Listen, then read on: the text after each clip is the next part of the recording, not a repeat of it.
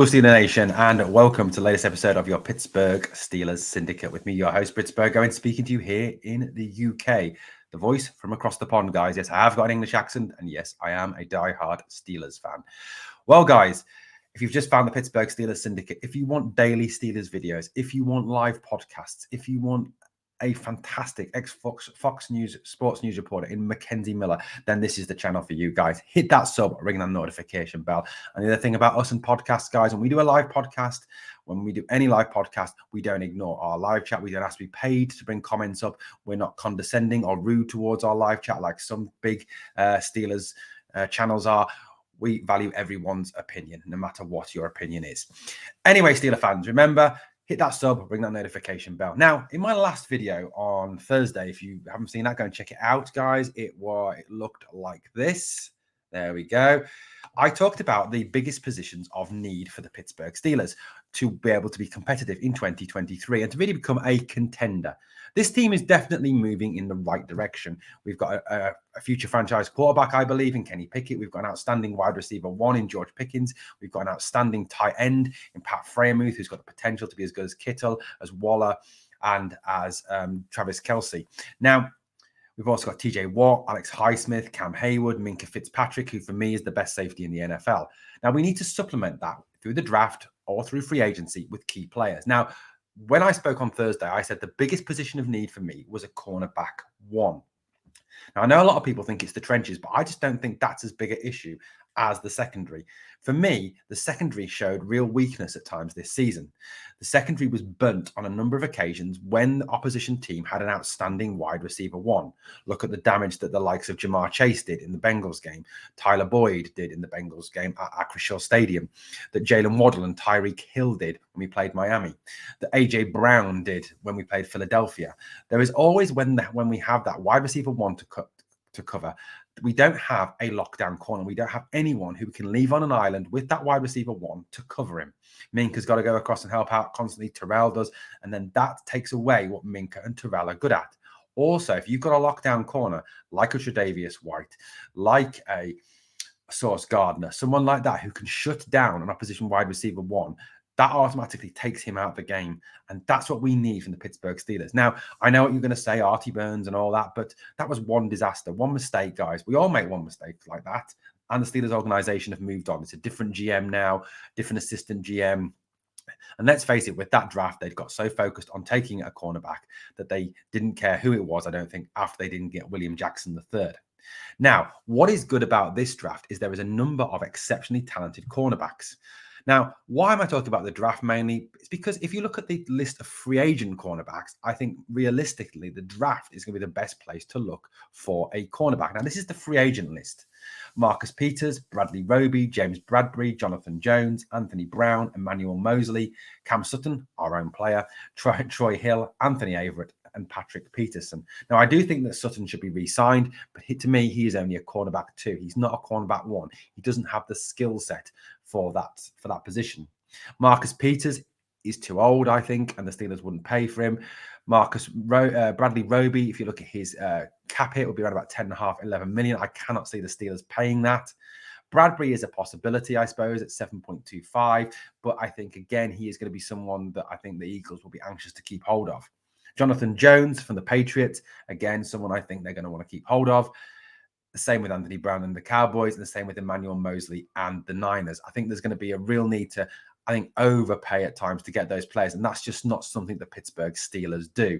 I do think that Emmanuel Mosley and Jonathan Jones could be good purchases and could be good future cornerback ones for the Pittsburgh Steelers if they didn't take someone in the draft or plan to take someone in the draft.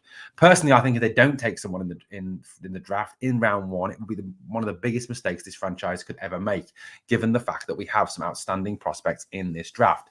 Here are the top 10 draft prospects in the NFL this season, coming out of the NCAAF for the Steelers to look at. Joey Porter Jr., yes, you may recognize that gentleman. Joey Porter Jr. is the son of former Pittsburgh Steeler Joey Porter. So we could have Peasy Jr. Could be interesting, especially if he's got the same sort of mouth as his father.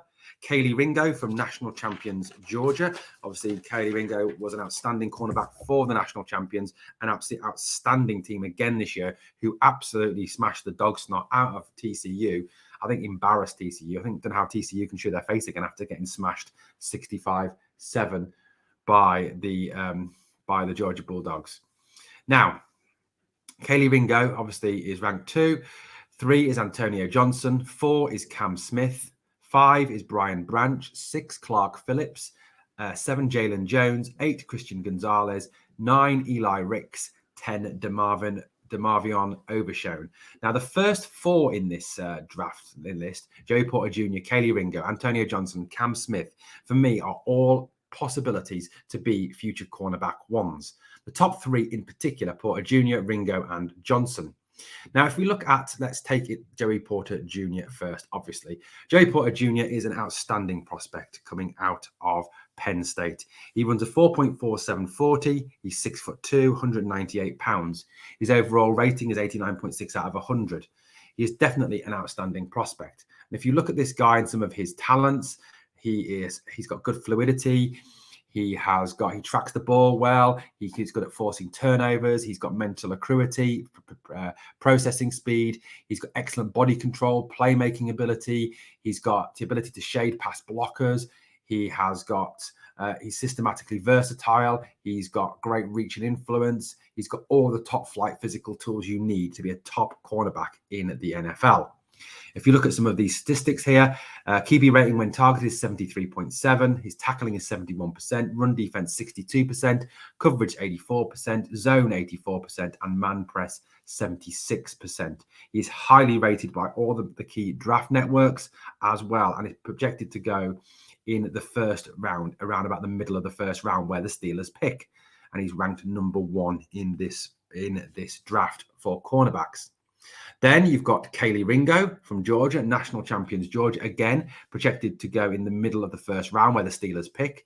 QB rating when targeted is 67.7, 89.5 out of 100 overall rating. He has got excellent turnover skills, good coverage skills, systematically versatile like Joey Porter Jr. 78% when tackling, run defense of 87%, coverage of 80%, zone 81, man press 76%. An outstanding cornerback coming out of Georgia State. 28 college games he played in Georgia again. Georgia Bulldogs are, as we know, the top team in the NFL. So for me, Kody Ringo could be an exceptional pick for the Pittsburgh Steelers in the first round. The last is this guy here, Antonio Johnson, who comes from Texas A&M. He ran a 4.48 40. He's 6'3", 195 pounds. He has an 88.4 out of 100 overall rating, 80.9 QBR. When targeted, his tackling is 82%. His run defense is 96%, outstanding. Coverage is 93%. Zone 86%. Man press 91%. Again, projected to go to the middle of the first round and highly ranked by a lot of the draft networks. I honestly think that we need to take one of these guys, either Johnson, Joey Porter Jr., or Kody Ringo in the first round, who could be our future cornerback 1. I really do believe that these guys could be in the same, talked about in the same breath as the likes of Sauce Gardner.